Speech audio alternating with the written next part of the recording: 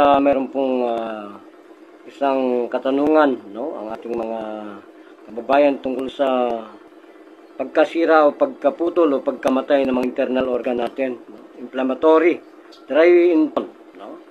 Kaya po pag nagkaroon kayo ng pancreatitis, automatic po yan, lahat po ng acid yan gumagapang sa lahat ng internal organ.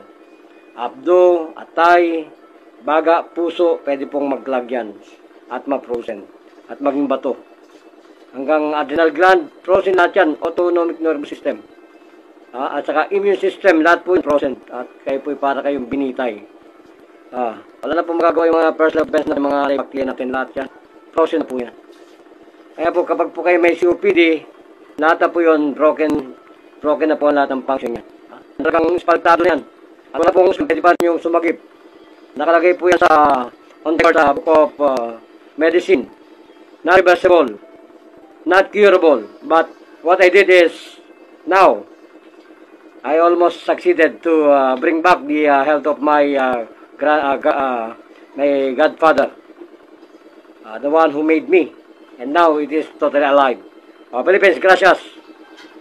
Walang tumatapat.